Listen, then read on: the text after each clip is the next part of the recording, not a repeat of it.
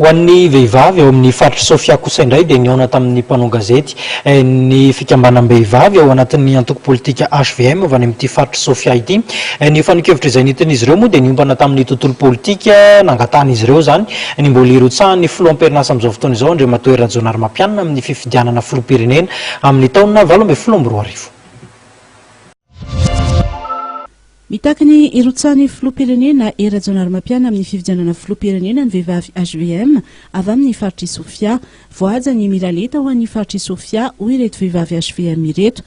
Porofo ny fisian'ny vehivavy avy any an-toerana amin'ny tany andraikitra ambony ary olom-bofidy anisan'izany ohatra ny senatera vehivavy Rasoamianta Jasmine Amina.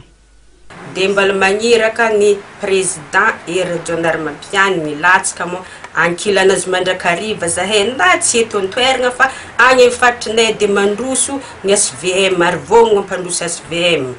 Ke hafitra ambarafarany koa azakivy ny madamo fa eo anilany mandrakariva zahay ny vehivavy ny SVM faritra Sofia. Na dia hoe ho aza misy misakantsakana fa tsy tambagne ampandroso zany. Na dia nisy aza ny orankiza teto Andrenivohitra ary tsy nafahan'ny vehivavy ny lahatra nampiseho ny firaisan-kina tamin'ny vehivavy manerana nosy tao anatin'ny fankalazana ny andro maneran-tany ho an'ny vehivavy.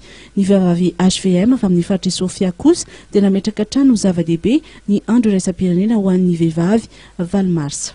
Tonga eto zany zahay solon-tegnany vehivavy HVM amin'ny faritra Sofia andeha monjy fety nasionaly Valmarsa eto Antananarivo.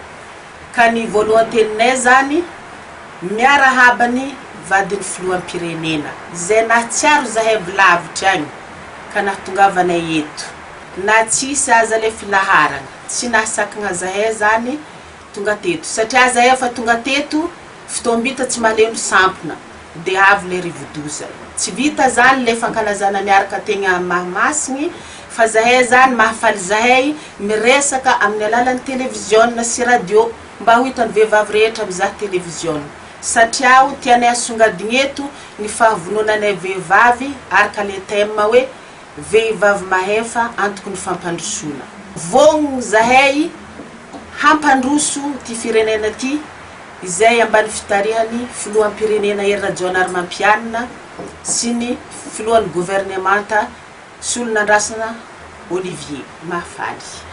Ya, araka ny Tanarezier zahay lavitra iny tonga ty. Mark zany fa vonona zahay. Vognona hampandroso, vognona hampiroborobo firenena ary vognona hiara-miasa amin'ny filoham-pirenena.